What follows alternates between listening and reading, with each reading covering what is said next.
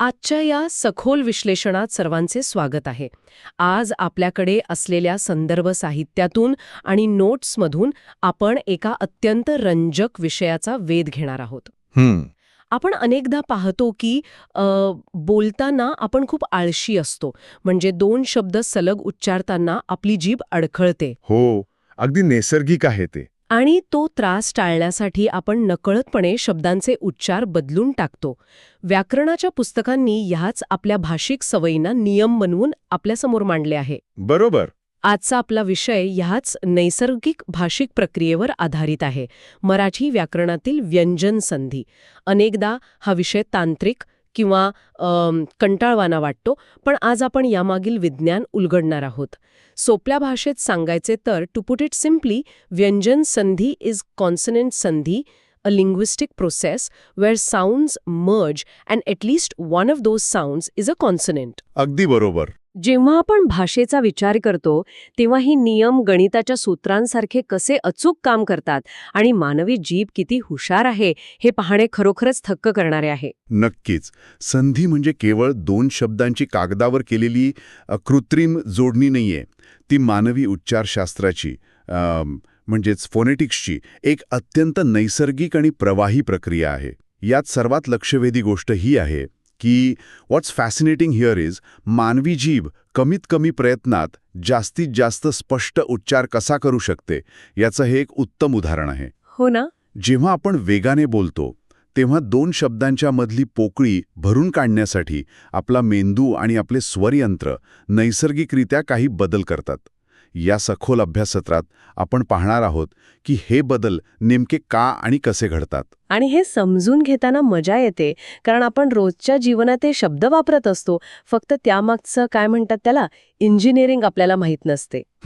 चला तर मग यातील पहिल्या आणि सर्वात महत्त्वाच्या संकल्पनेकडे वळूया. आपण सुरुवातीला कठोर आणि मृदू व्यंजनांचा खेळ समजून घेऊ. संदर्भ साहित्यात याला प्रथम व्यंजन संधी असे म्हटले आहे. आता याचा तांत्रिक नियम असा आहे की जेव्हा स्पर्श व्यंजनांपैकी अनुनासिका शिवाय कोणत्याही व्यंजनापुढे एखादे कठोर व्यंजन येते, बरोबर, तेव्हा त्या पहिल्या व्यंजनाच्या जागी त्याच्याच वर्गातील पहिले कठोर व्यंजन येते. म्हणजे क, च, ट, त किंवा प यापैकी एक ध्वनी तयार होतो. पण हे ऐकायला खूपच किचकट वाटतं. याला थोडं सोपं कसं करता येईल? नक्कीच. या प्रक्रियेला आपण इंग्रजीत हार्डनिंग रूल असे नाव देऊ शकतो. When a consonant meets a hard consonant, the first one hardens to match its class. हे असं आहे की समजा एक साधा मऊ ध्वनी एका कडक किंवा कठोर ध्वनीला धडकतोय.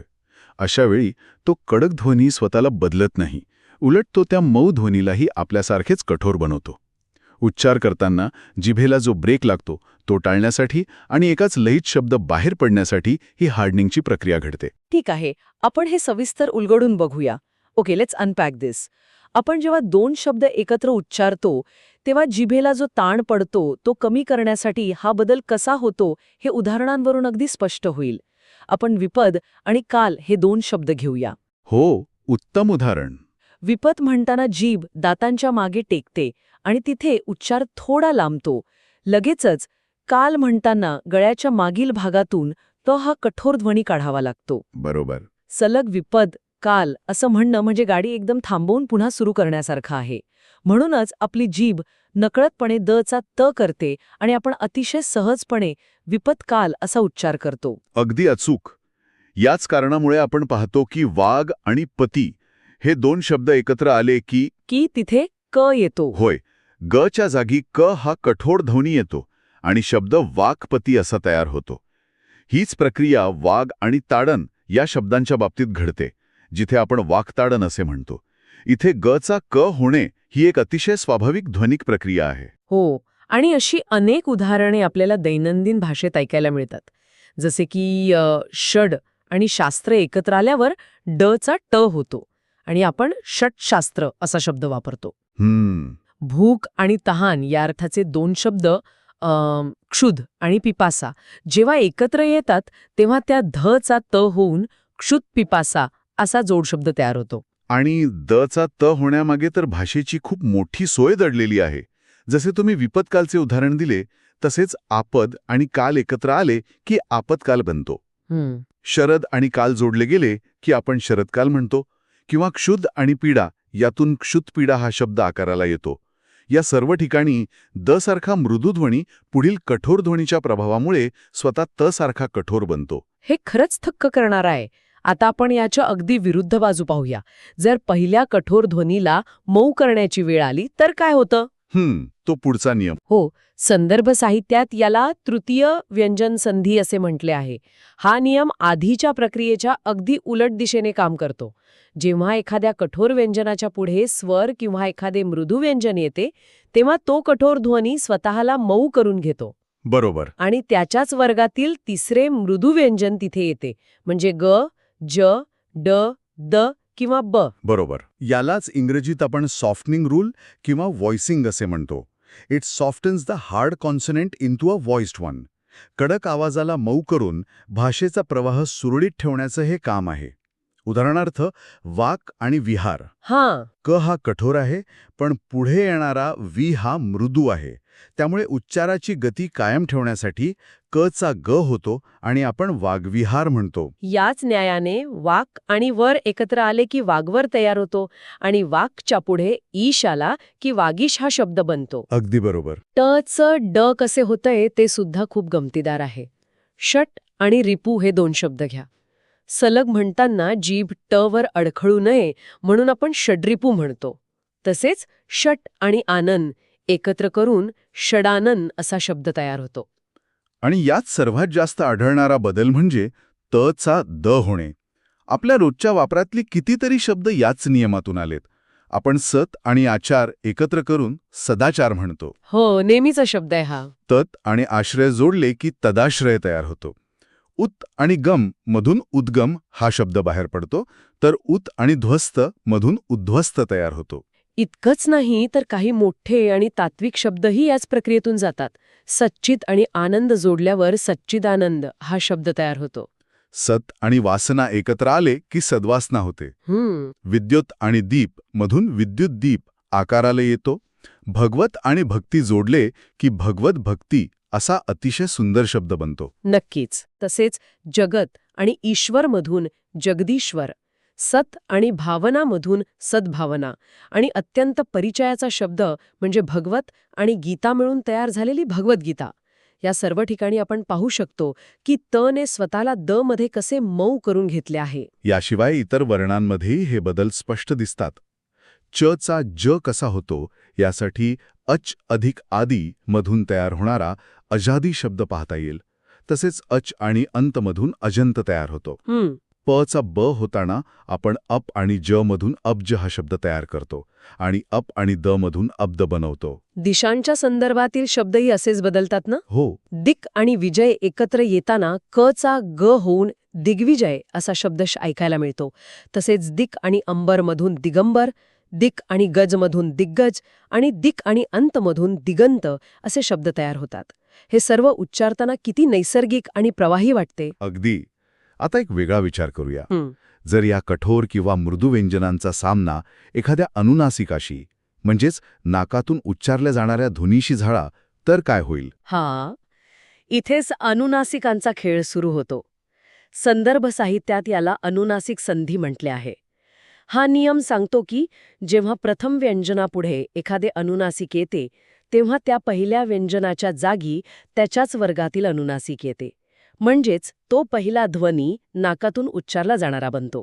अगदी सोपे करून सांगायचे तर या प्रक्रियेला आपण इंग्रजीत नेझल ॲसिमिलेशन असे म्हणतो. जेव्हा एक सामान्य व्यंजन एका अनुनासिकाच्या संपर्कात येते तेव्हा ते स्वतःचा मूळ स्वभाव सोडून त्या अनुनासिकाच्या प्रभावाखाली नाक्या आवाजात बदलते.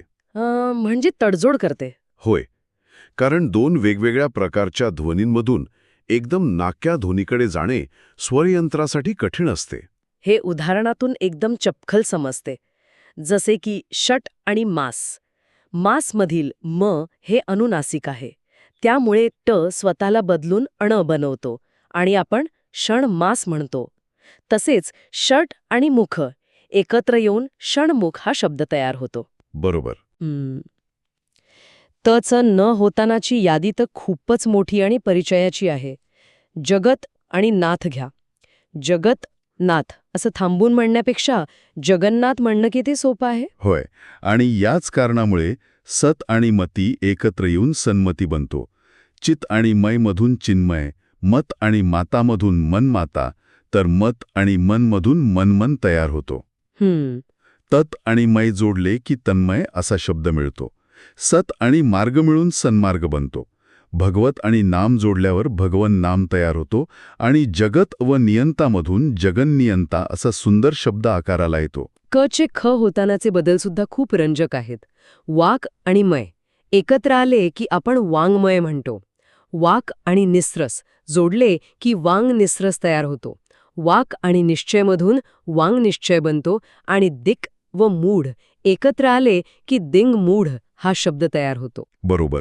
या सगळ्या उदाहरणांवरून एक गोष्ट स्पष्ट होते की अनुनासिकाचा प्रभाव खूप प्रबळ असतो.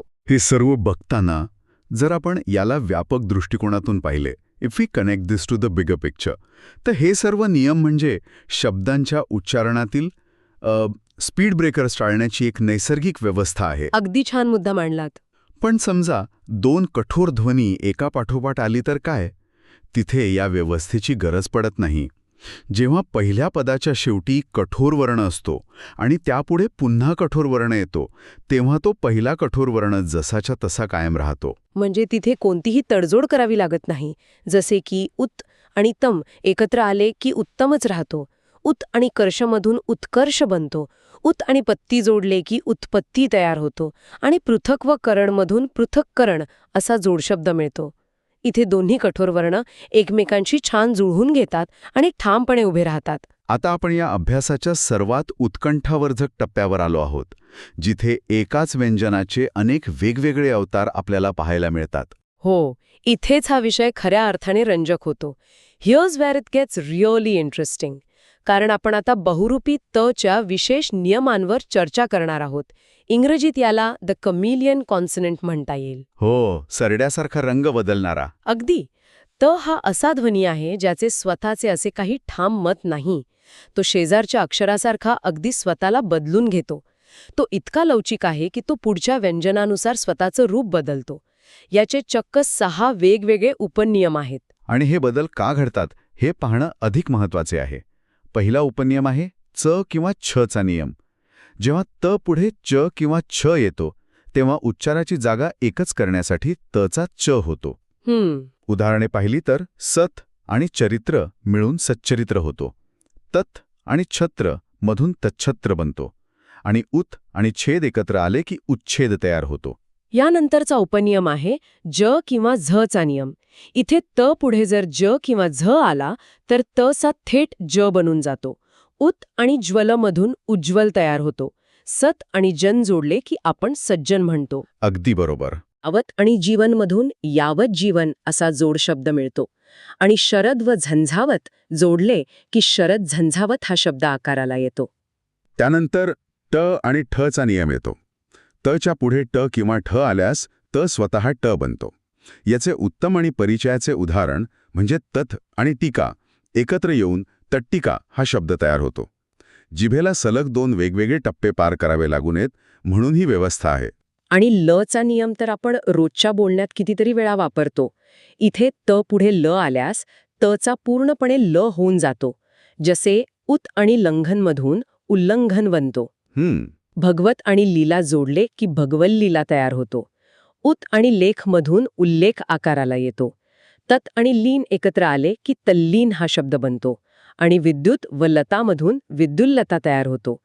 त स्वतःला पूर्णपणे पुसून टाकून ल मध्ये कसा विरघळून जातो हे यातून दिसते. आता थोडा अधिक गुंतागुंतीचा नियम पाहूया. जेव्हा त पुढे श सारखा घर्षण करणारा ध्वनी येतो तेव्हा काय होते? इथे 2 बदल होतात ना? हो, इथे एकाच वेळी 2 बदल घडतात. तचा च होतो आणि पुढील श बद्दल छ होतो. ही गुंतागुंत सोपी करून सांगायची तर त आणि श हे दोन्ही ध्वनी एकमेकांच्या प्रभावाने पूर्णपणे नवीन रूप घेतात. कारण त्यांच्या मूळ रूपातून सलग उच्चारण करणे स्वरयंत्रासाठी खूपच कठीण असते. बरोबर. आपण उदाहरणांवरून हे समजून घेऊ. सत आणि शिष्य हे 2 शब्द घ्या. हे एकत्र करताना सत शिष्य असं म्हणताना जिभेला होणारा त्रास वाचवण्यासाठी सत्शिष्य हा शब्द तयार होतो. अगदी बरोबर. तसेच सत आणि शील मधून सच्छील बनतो. मृत आणि शकटिक जोडले की मृच्छकटिक तयार होतो आणि उत व शिष्टमधून उच्छिष्ट असा बदल घडतो. याच प्रकारचा आणखी एक दुहेरी बदलाचा नियम आहे जेव्हा तच्या पुढे ह येतो. इथे तचा द होतो आणि ह बद्दल ध होतो. अत्यंत प्रसिद्ध असे उदाहरण म्हणजे तत आणि हित हे एकत्र आले की तद्धित हा शब्द तयार होतो. या सर्व तच्या नियमांकडे पाहिल्यावर लक्षात येते की भाषेतील प्रवाहासाठी तडजोड करणे किती आवश्यक असते. तर या सगळ्याचा नेमका अर्थ काय? So what does this all mean? हो, आपण या सर्व व्यंजनांच्या मार्गावर प्रवास केला, पण अजूनही काही ध्वनी बाकी आहेत ज्यांचे स्वतःचे असे काही वेगळे नियम आहेत. आपण अजून काही वेगळे नियम बघणार आहोत का? आता आपण म, छ आणि न या व्यंजनांच्या काही सूक्ष्म आणि शेवटच्या नियमांवर प्रकाश टाकूया. होय, उरलेले हे 3 नियम अत्यंत महत्वाचे आहेत. पहिला आहे मचा नियम. हा नियम सांगतो की जेव्हा मच्या पुढे एखादा स्वर येतो तेव्हा तो स्वर त्या म मध्ये पूर्णपणे मिसळून जातो. उदाहरणार्थ, सम आणि आचार एकत्र आले की समाचार होतो आणि सम व आलोचनमधून समालोचन तयार होतो. पण जर मच्या पुढे स्वर न येता एखादे व्यंजन आले तर मात्र मचा पूर्णपणे लोप होतो आणि त्या मागील अक्षरावर अनुस्वार येतो. दिस इज इसेन्शियली व्होकलायझेशन वर्सेस नेझलायझेशन. हे तर आपण रोजच्या जगण्यात वापरत असलेले शब्द आहेत. सम आणि योग घ्या, हे एकत्र आले की आपण संयोग म्हणतो. सम आणि गती मधून संगती तयार होतो. सम आणि ताप जोडले की संताप बनतो. बरोबर. किम आणि कर मधून किंकर हा शब्द मिळतो. सम आणि पूर्ण एकत्र आले की संपूर्ण तयार होतो. सम आणि मतीमधून संमती बनतो. सम आणि तोष जोडले की संतोष होतो आणि सम व कल्पमधून संकल्प आकाराला येतो. इथे म गायब होऊन अनुस्वाराने त्याची जागा घेतली आहे हे आपल्या लक्षातही येत नाही. अगदी बरोबर. त्यानंतरचा एक अतिशय सोपा आणि गोड नियम आहे छ पूर्वीच्या ऱ्हस्वस्वराचा. जेव्हा छ पूर्वी एखादा ऱ्हस्वस्वर येतो तेव्हा त्या दोघांच्यामध्ये च हा वर्ण नव्याने प्रकट होतो. उच्चारात एक प्रकारचा ठेका आणण्यासाठी हे घडते. म्हणजे मध्ये एक नवीन ध्वनी येतो. हो, उदाहरणे पाहिल्यास रत्न आणि छाया एकत्र आले की रत्न छाया असा स्पष्ट चचा उच्चार असलेला शब्द तयार होतो. रंग आणि छटामधून रंग छटा बनतो आणि शब्द व छल जोडले की शब्द छल तयार होतो. आणि आता या सखोल अभ्यासत्रातला शेवटचा नियम, न च्या लोपाचा नियम. जेव्हा पहिल्या शब्दाच्या शेवटी न असतो आणि त्याच्या पुढे एखादा तद्धित प्रत्यय जोडला जातो तेव्हा तो न पूर्णपणे अदृश्य होतो. जसे की हस्तिन आणि दंत हे 2 शब्द एकत्र आले की आपण हस्तिदंत म्हणतो.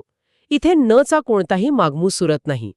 खरोखरच आपण या संपूर्ण चर्चेत पहिल्या व्यंजन संधीच्या कडक आणि मऊ होण्यापासून ते अनुनासिकांच्या प्रभावापर्यंत तच्या बहुरूपी स्वरूपापासून ते म, छ आणि न च्या सूक्ष्म बदलांपर्यंत सर्व काही सविस्तर पाहिले. हो, खूप मोठा प्रवास होता हा. नक्कीच. जर आपण या संपूर्ण अभ्यासत्राचा धावता आढावा घेतला तर एक गोष्ट अगदी स्पष्टपणे समोर येते की संधीचे हे नियम म्हणजे केवळ व्याकरणाची कोरडी चौकट नाहीये. हे मानवी ध्वनिविज्ञानाचे म्हणजेच ॲकॉस्टिक्स आणि फोनेटिक्सचे एक अत्यंत प्रगत उदाहरण आहे. 2 ध्वनी एकत्र येताना हवेचा दाब, जिभेची हालचाल, स्वरयंत्रातील कंपन या सर्वांचे संतुलन राखण्याचे काम हे नियम करतात.